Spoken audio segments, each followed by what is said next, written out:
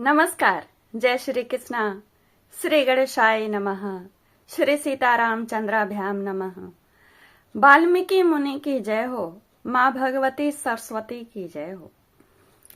आपको मैं निरंतर श्रीमद् वाल्मीकि रामायण का हिंदी में अर्थ सुना रही हूँ। अयोध्या कांड से आज मैं अष्टनवतितमः सर्ग आपको सुनाऊंगी। जानिए इस सर्ग में कैसे श्री राम को भरत ढूंढेंगे और रास्ते पर ढूंढते समय बड़बड़ करते जाएंगे।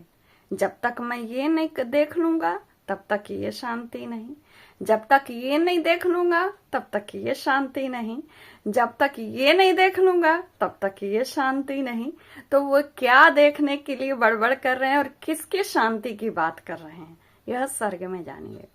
और आखिरी में वे कैसे कहाँ चढ़ करके श्री राम को पहचानते हैं और दूर से कैसे पहचानेंगे, कैसे जानेंगे, फिर उतरेंगे उस वृक्ष से और योजना बनाते हुए किसको साथ लेके जाएंगे, किसको किसके सहारे छोड़ेंगे कि तुम उनको लेके आना। यह सब बहुत छोटा सर्ग है, शुरू से आखिरी तक देखिए। बड़ा ही मनोरम हृदय की व्याख्या है भरत जी की। पिछले सर्ग में आपने सुना कि उन्होंने दो सर्ग पहले कि उन्होंने अपने सेना का पड़ाव जो है एक समतल जगह कर दिया था और वहीं पर सेना को ठहरा करके वे इस प्रकार सेना को ठहरा कर जंगम प्राणियों में श्रेष्ठ एवं प्रभावशाली भरत ने गुरु सेवा परायण एवं पिता के आज्ञा पालक श्री रामचंद्र जी के पास जाने का विचार किया। जब सारी सेना विनीत भाव से यथास्थान ठहर गई तब भरत ने अपने भाई शत्रुघ्न से इस प्रकार कहा, सौम्य, बहुत से मनुष्यों के साथ इन निषादों को भी साथ लेकर तुम शीघ्र ही इस वन में चारों ओर श्री रामचंद्र जी की खोज करो। निषाद राजगुरु स्वयं अपने ढेर सारे साथियों को, भाई बंधुओं को लेकर धनुष बाण के साथ वन में श्री राम जी को खोजे। मैं स्वयं भी मंत्रियों, पुरवासियों, गुरुजनों तथा ब्राह्मणों के साथ घिरा हुआ रहकर पैदल ही वन में चारों तरफ विचरण करते हुए श्री राम जी को खोजूंगा। जब तक श्री राम महाबली लक्ष्मण अथवा महाभागा विदेह कुमारी सीता का दर्शन नहीं कर लूंगा तब तक मुझे शांति नहीं होगी। यही बात वे रास्ते भर कहेंगे। क्या कहेंगे?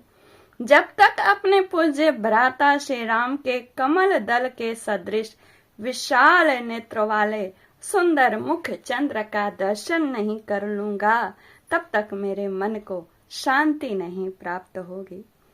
अब कहते हैं किसका भाग्य अच्छा है? कहते हैं निश्चय ही सुमित्रा कुमार लक्ष्मण कृतार्थ हो गए, जो श्री रामचंद्र जी के उस कमल सदृश नेत्र वाले महातेजस्वी मुख का निरंतर दर्शन करते रहते हैं, जो मुख चंद्रमा के समान निर्मल एवं प्रसन्नता प्रदान करने वाला है।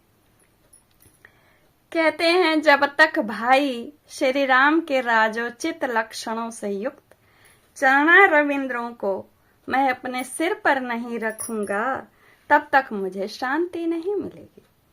जब तक राज्य के सच्चे अधिकारी आर्य श्री राम पिता पितामहों के राज्य पर प्रतिष्ठित हो अभिषेक के जल से आर्द नहीं हो जाएंगे, यानी गीले नहीं हो जाएंगे, तब तक मेरे मन में शांति नहीं प्राप्त होगी। कहते हैं जो समुद्र पर्यंत पृथ्वी के स्वामी हैं, अपने पतिदेव श्री रामचंद्र जी का अनुसरण करती हैं, वे जनक किशोरी विदेह राजनंदनी महाभागा सीता अपने इस सत्कर्म से कृतार्थ हो गई, जो उनका अनुसरण करती हैं श्री रामचंद्र जी का, जो समुद्र पर्यंत पृथ्वी के पति हैं।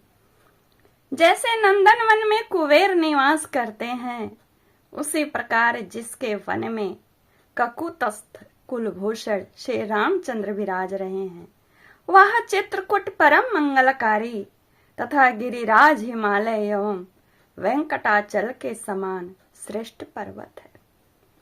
यह सर्वसेवित दुर्गम वन भी कृतार्थ हो गया, जहां शस्त्रधारियों में श्रेष्ठ महाराज श्री राम निवास करते हैं। ऐसा कहकर महातेजस्वी पुरुष प्रवर महाबाहु भरत ने उस विशाल वन में पैदल ही प्रवेश किया। वक्ताओं में श्रेष्ठ भरत पर्वत शिखरों पर उत्पन्न हुए वृक्ष समूहों के, जिनके शाखाओं के अग्रभाग फूलों से भरे थे, उनके बीच से निकले। आगे जाकर वे बड़ी तेजी से चित्रकूट पर्वत के एक शाल वृक्ष पर चढ़ गए और वहां से उन्होंने श्री रामचंद्र जी के आश्रम पर सुलगती हुई आग का ऊपर उठता हुआ धुआं देखा। उस धूम को देखकर श्रीमान भरत को अपने भाई शत्रुघ्न सहित बड़ी प्रसन्नता हुई और कहा, यही हैं श्री राम जी। यह जानकर उन्हें अथाह जल से पार हो जाने के समान संतोष प्राप्त हुआ। यानी उस वन में श्री राम को खोजना अथाह जल से पार पाने के बराबर ही था।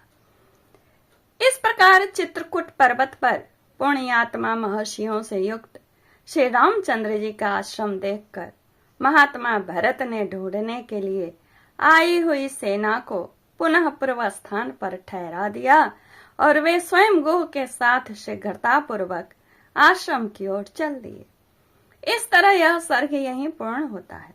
इत्याशय श्रीमद् रामायणे वाल्मीकि आदि काव्य अयोध्या कांडे अष्टनवति तमः ओम तत्सत। अगले सर्ग में जानिए कि जब वे जाएंगे, कहाँ जाएंगे? श्री राम के कुटी के पास, तो रास्ते को बड़े ध्यान से देखते हुए जाएंगे। क्या चीज कहाँ चिन्हित है, कैसे चिन्हित है, ये सब देखते हुए जाएंगे और कैसे वहां भाव प्रकट करेंगे, ये सब अगले सर्ग में जानिए। लाइक कमेंट शेयर जरूर करिए। धन्यवाद। दुर्लभ चीज है, सुनने से राम की भक्ति, हृदय की शांति दोनों